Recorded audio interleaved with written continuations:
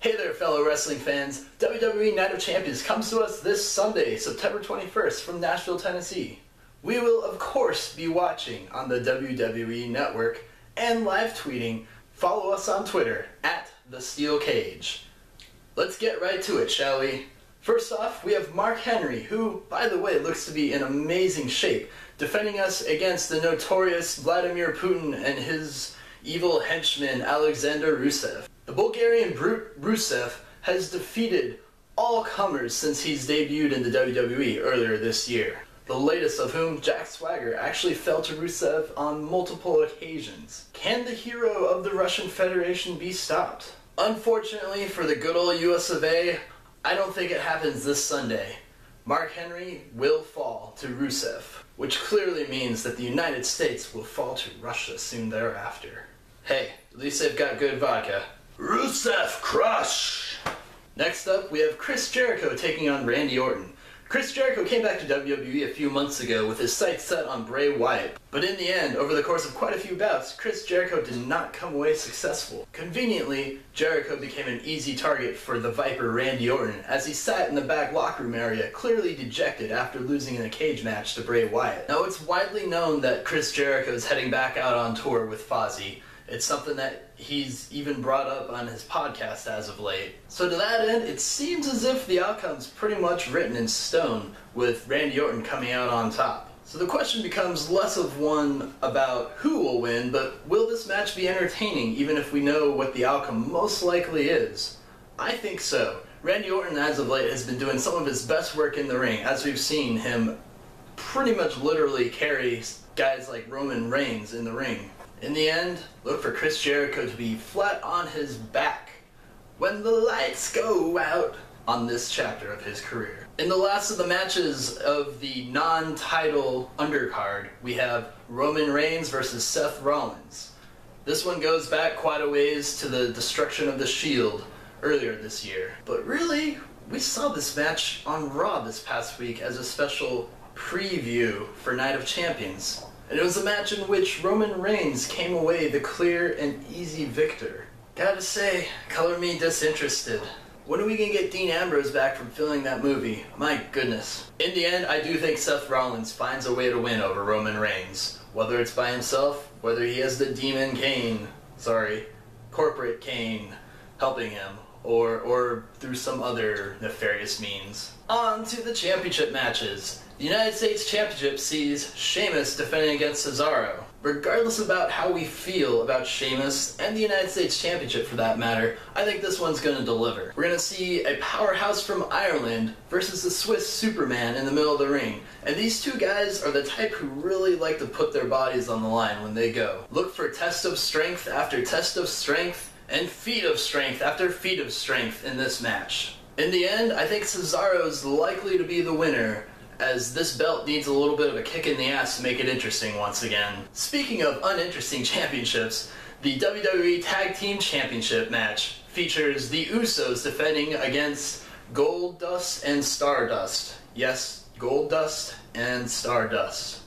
I'm not going to abbreviate their names, that's stupid. A few weeks back, Goldust and Stardust attacking the Usos actually made the championship and the division interesting again.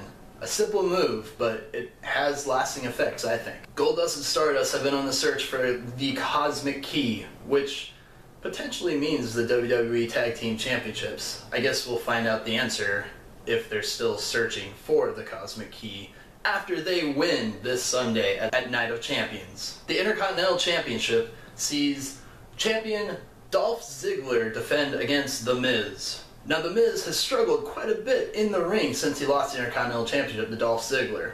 However, he is making moves to position himself for a bounce back, including the addition of Damien Sandow, or Damien Mizdow, as his stunt double. Dolph Ziggler sees right through it though, as he has his own stunt double of sorts in R. Ziggler, also known as R-Truth. I think that pretty much negates any impact that Damien Sandow would have on the match. Therefore, Dolph Ziggler retains. Ever since the night after WrestleMania, Paige has been in the title picture for the Divas Championship.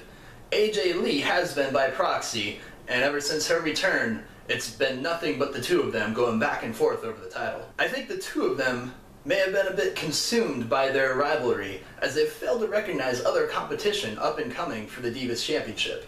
Case in point, Nikki Bella. Now, it's my opinion that both of the Bella twins have done quite a bit of improving in their in-ring abilities in the last year, probably having a lot to do with who they're dating these days, or married to, in the case of Brie.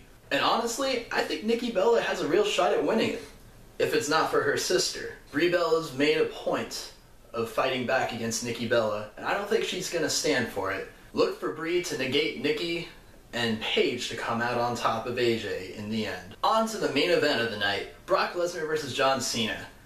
Seemingly, it took a little bit of convincing from Paul Heyman towards WWE's creative staff on exactly how to book this match.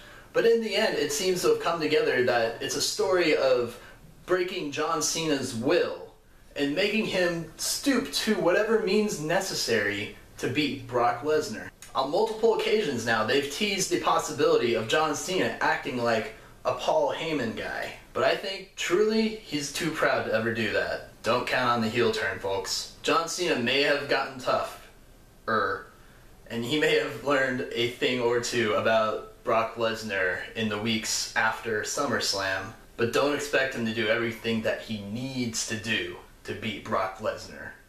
In the end, Brock Lesnar retains, thus putting John Cena behind him, taking his championship belt, and going home to the deep forests of Canada until Paul Heyman calls on him again to defend that championship. Alright, that about does it today. Thanks again for watching, folks. We're kind of new at this whole thing over here at the Steel Cage.